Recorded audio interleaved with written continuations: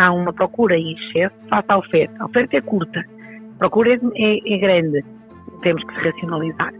E, portanto, não vejo outra solução, sinceramente. Acho que ninguém mais se vai entender se não for esse caminho. Bom dia. O meu nome é David Pontes e está a ouvir o P24. Para muitos especialistas, a melhor resposta, falemos de ambiente, falemos de estacionamento, falemos de trânsito, não é nem carros elétricos, nem parquímetros, nem certamente mais estradas. A melhor resposta é sempre a mesma: menos carros. Por muito que possa doer a quem vive numa sociedade em que o automóvel reflete maturidade, riqueza, ascensão social e, claro, também serve para transportar pessoas e bens de um lado para o outro, o facto é que nós devíamos ter menos carros. Os números dizem que haverá cerca de 530 carros por cada 1000 portugueses, o que nos coloca acima da média europeia. Estamos a falar de mais de um carro para cada 2 pessoas. Se isto não são carros a mais, é pelo menos certo que as nossas cidades, muito especialmente Lisboa, já parecem ter atingido a sua lotação máxima. Mover-se, ou pior, tentar encontrar um lugar para estacionar na cidade em determinadas horas e em determinadas zonas é cumprir uma descida ao inferno. As cidades e os moradores debatem-se com a equação impossível de encontrar lugar para todos. Melhores transportes públicos é a solução óbvia que demora a ter uma oferta que garanta um serviço de qualidade, a que possa corresponder uma procura que coloque definitivamente, para muitos, o automóvel como dispensável. Até lá, continuaremos a assistir nas nossas ruas a uma batalha permanente pelo espaço público. Entre transportes coletivos e carros, entre peões e carros e, claro, entre carros e carros. Especialmente por um lugar onde parar. É que, ao contrário do que muitos condutores acreditam, comprar um carro não lhes dá direito imediato a ocupar um lugar na via pública. Por muito que os sinais dados ao longo dos anos pareçam indicar o contrário, espaço público é isso mesmo, público, não é o espaço do condutor. E por isso, uma das medidas para controlar a oferta e a procura é fazer com que o utente pague pela sua utilização, necessariamente ocupando durante menos tempo o espaço que é de todos. Foi este dilema que chegou à freguesia do Benfica, em Lisboa. Rodeada por estacionamento pago, a freguesia converteu-se num sítio onde as pessoas deixam o carro para entrar na capital através de transportes públicos, tornando cada vez mais complicado para os residentes encontrarem um lugar para estacionar. A junta de freguesia podia ter decidido sem perguntar nada aos moradores, mas optou por uma consulta pública. Concorda que a junta de freguesia de Benfica emita um parecer favorável à colocação de parquímetros nas zonas de estacionamento de duração ilimitada de Benfica? É a pergunta que os eleitores encontrarão neste domingo no boletim. Logo se formou o partido do não, convencido que não será o pagamento que resolverá a falta de lugar.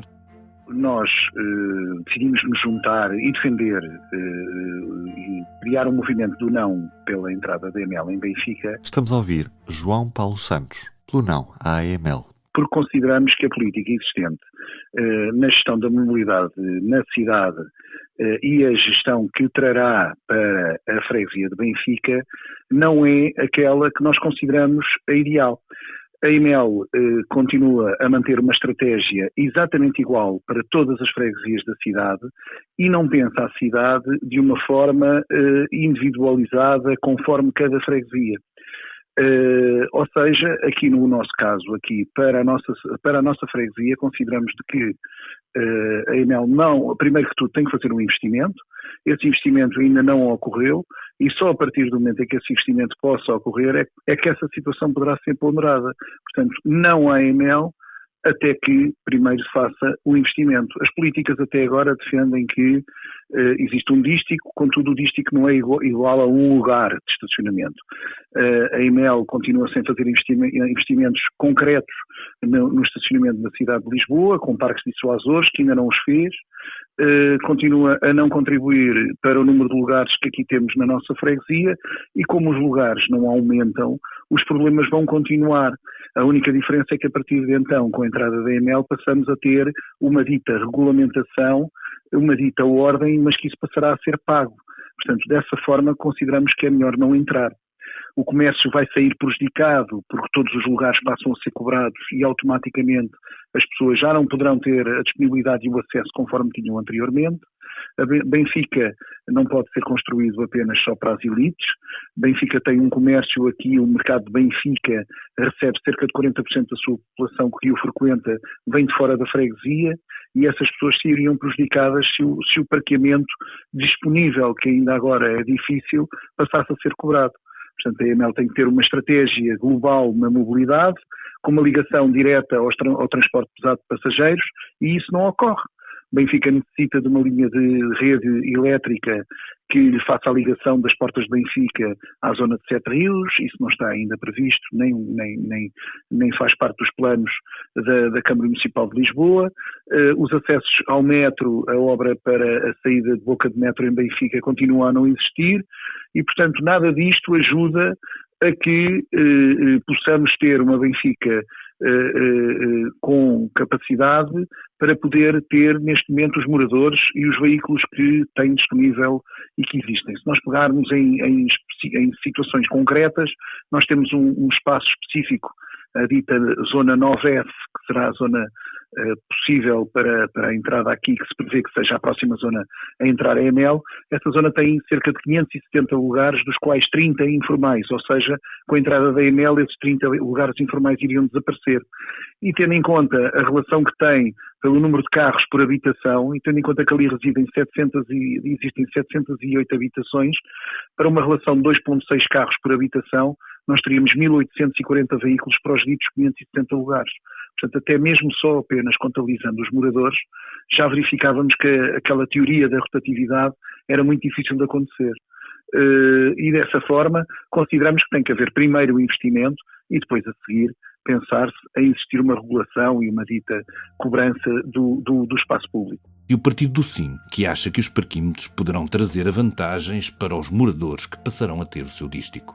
Em Benfica existe um problema que não é exclusivo da nossa freguesia, portanto é de toda a cidade de Lisboa, de muitas outras cidades do país e de outros sítios, relacionado com a falta de estacionamento. Estamos a ouvir Rui Simão pelo Sim, a AML. Há um bem que é escasso, no fundo, que é o estacionamento e que carece de ser regulado, e nós entendemos que deve haver então uma regulação. Claro que sabemos que a forma de executar essa regulação é aqui o mais importante a ter em conta. A verdade é que o referendo nada diz sobre isso, o referendo só te pergunta sim ou não, se nós podemos iniciar esse processo de regulação ou não. Entendemos que a Junta de Freguesia, ao tomar esta iniciativa, no fundo lavou as mãos, não é, do problema, e as pessoas que, se no fundo o resultado do referendo for não, nós não podemos iniciar um processo a seguir de ver como implementar a regulação do estacionamento. Vamos ficar como estamos, com o problema caótico, com aquilo que é chamado estacionamento informal, mas que é uma coisa que não existe. Estacionamento informal é mesmo irregular, que é os carros estacionados em cima do passeio, não há lugares destinados a residentes, não há nenhuma vantagem para os cuidadores informais, para veículos elétricos, não há nenhuma dessas coisas que há no resto da cidade. Portanto, ficamos como estamos e se calhar parados no tempo indefinidamente, porque não sei como é que se reverte uma decisão de um referendo. Parece-me ser mais difícil do que reverter uma decisão política, porque pode mudar o Executivo tem toda a liberdade para tomar outras decisões, mas quando se trata de um referendo parece-me mais difícil.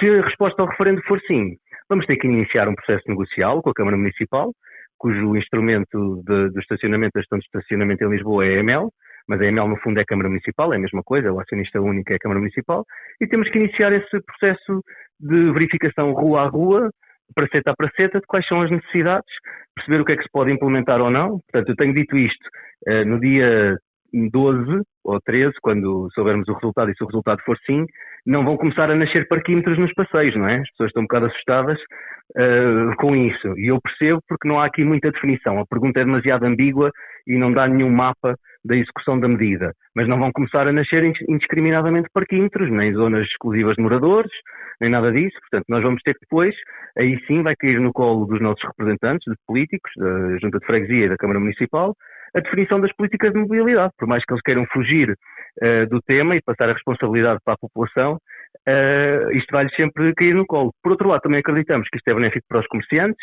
que hoje em dia é muito difícil aceder ao comércio em Benfica, porque os lugares estão permanentemente ocupados. Benfica agora é uma espécie de parque dissuasor da cidade, porque as pessoas vêm aqui depositar o seu carro, apanham o comboio, apanham o metro, vão trabalhar para o centro da cidade. Aqui é uma zona em que não se paga, portanto, isso está a acontecer, mas não pode acontecer noutras zonas. O comércio sofre com isto, como é evidente, e portanto tem que haver mais rotatividade. Estes são os principais argumentos para nós pedirmos às pessoas que votem no sim. Mas hoje é a vez de falar com um especialista em mobilidade. O problema pode parecer de Benfica, mas é cada vez mais de todas as cidades. Vamos lá pensar e decidir. Para ajudar à reflexão, o Ruben Martins conversa com Paula Teles, especialista em planeamento urbano e gestão da mobilidade. Viva David!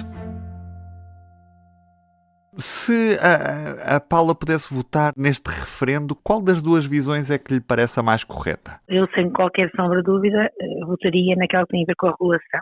É óbvio que estou a ser eu que sou alguém mais informada nesta matéria da mobilidade, não é? E isso é realmente algo que também é preciso colmatar e por isso se calhar é que se tem falado sobre os assuntos e cada vez mais se fala sobre as teorias todas que existem em matéria de sustentabilidade e da mobilidade, da questão da descarbonização, das alterações climáticas. Quer dizer, há aqui uma panóplia de chavões que são determinantes para as pessoas compreenderem, para aceitarem as decisões, mas indo de resposta mais, se calhar mais concreta, eu entendo que se uma área de um território, quanto ele mais citadino, mais deve ter regras para poder ser regulado e ser utilizado por todos de uma forma mais eficiente. Acredito e tenho experiência no terreno de circunstâncias que temos vindo a trabalhar nesse sentido, com também, por vezes, com revolta das populações e nomeadamente dos comerciantes, mas o tempo tem demonstrado que, efetivamente, se tivermos um tarifário, se as pessoas puderem utilizar rapidamente, meia hora, 15 minutos, uma hora, pagando uma taxa, nós vamos ter mais rotatividade e esses lugares passam a ser utilizados por muito mais gente. Mesmo a nível do comércio. Portanto, os comerciantes têm sempre a ideia de que quando há parquómetros ou parquímetros, essa atitude vai afastar os clientes. É errada. Isso não é o que se verifica na realidade quando o sistema está todo a funcionar. E está todo a funcionar é termos os parques na mesma, alguma distância, é termos mais passeios, é apostarmos também no fundo, naquilo que é o comércio tradicional, portanto, também não chega uma coisa de forma isolada. Agora, também do outro lado, de quem habita, se quer que lhe diga, parece-me, e hoje também é assim que se faz, que vão ser beneficiadas as pessoas porque vão acabar por ter um dístico, vão acabar por ter o seu lugar, vão encontrar o lugar com muita mais facilidade do que hoje, que é uma balbúrdia por todo lado e que são capazes de chegar a casa para almoçar e o lugar está ocupado por outros, não é? Até porque os comerciantes podem chegar de manhã, ocuparem os primeiros lugares, o pessoal dos serviços, e depois queremos para ir às compras ou vir comer a casa à hora do almoço a correr e não temos espaço. Portanto, eu acho que esse é o caminho e é isso que têm vindo a fazer nos sítios que estão a ser estudados, é termos um cartaz, no fundo, um cardápio de dísticos que tem direito ao primeiro a gratuito, depois há um que é um custo mais reduzido, até um terceiro, eu até acho que dar 3, que é o caso que está neste momento a ser colocado em Benfica, já é uma boa opção, cada habitação ter direito a 3 dísticos, até porque também nós não podemos cair no pensamento de que todas as pessoas têm direito a habitar um lugar e a terem disponíveis 4, 5 garagens ao ar livre, que é a garagem estrela. O espaço público tem que ser de todos, não pode ser de quem tem apartamento, até porque quem tem casas e tem lugares de garagem também teve um custo. Custou dinheiro ter um lugar de garagem. Portanto, eu também acho que há aqui uma posse por parte de quem habita um bocado demasiada, que foi assim ao longo do tempo e que não pode ser hoje, no sentido de tal sustentabilidade, que nós temos que dar espaços para espaço público, portanto temos que retirar carros porque temos que aumentar passeios, precisamos de criar áreas mais humanizadas. Agora, claro que também do ponto de vista das políticas públicas é preciso levar a estes sítios cada vez mais transporte, com mais frequência, com mais conforto, com segurança, para que de forma gradual as famílias comecem gradualmente a libertarem-se de alguns carros que têm. Só mesmo para ficar mais claro ainda, hoje não é racional numa cidade não cobrar estacionamento. É isso? Não, tem que ser cobrado. Não, o estacionamento é um lugar público, mas é um lugar que tem que ser pago por quem utiliza. Não temos outra solução. Quando chegamos a espaços do território que estão repletos, não é, neste caso, de procura, a procura tem que ser racionalizada. Não temos outra solução. Portanto, há uma procura em excesso face à oferta. A oferta é curta, a procura é grande. Temos que racionalizar. E, portanto, não vejo outra solução, sinceramente. Acho que ninguém mais se vai entender se não for esse caminho. E até sou da opinião que o próprio comércio tradicional não vai beneficiar nada. Porque os lugares vão ser ocupados por residentes e por comerciantes, e não por aqueles que vão à procura exatamente dos serviços e do comércio. E, portanto, tem que ser essa a solução. Parece-lhe que neste momento as nossas cidades e o país como um todo está a adaptar bem a esta necessidade de adaptação daquilo que é o padrão da cidade e uma melhor convivência entre os vários meios de transporte, ou ainda continuamos muito a ter cidades desenvolvidas em função do automóvel e onde o peão ou os meios suaves não são uma prioridade? Sim. Esse é de facto o que está acontecendo ainda no nosso país. Nossas cidades ainda continuam a ser geridas pelo automóvel, pelo carro, ainda as infraestruturas ainda estão muito a ser feitas dessa forma e nesse percurso do automóvel que foi sempre o rei. Agora, as tendências e a inversão começa a ser nítida. Claro que são nas cidades maiores, é sempre pelas cidades maiores que começa todo este trabalho de não ter medo, de trabalho mais disruptivo, de implementar medidas que vão de acordo com as tendências europeias, que há muito já são essas grandes cidades da Europa, que é menos carros, mais peão, mais bicicleta, mais transporte público.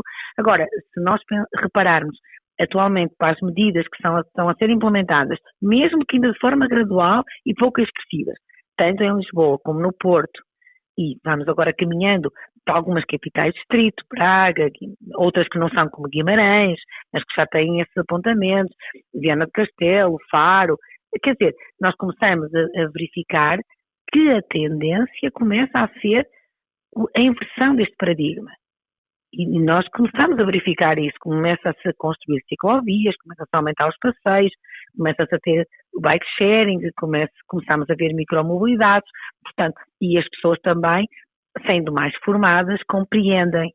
Eu acho que isto é uma questão também de formação e de mudança cultural, portanto, nós temos que fazer essas atitudes, temos que ter esta atitude de inversão deste paradigma, mas é preciso também explicar, falarmos com os munícipes, com as pessoas, para que elas compreendam melhor estas novas medidas. E esse é sem dúvida o caminho, claro.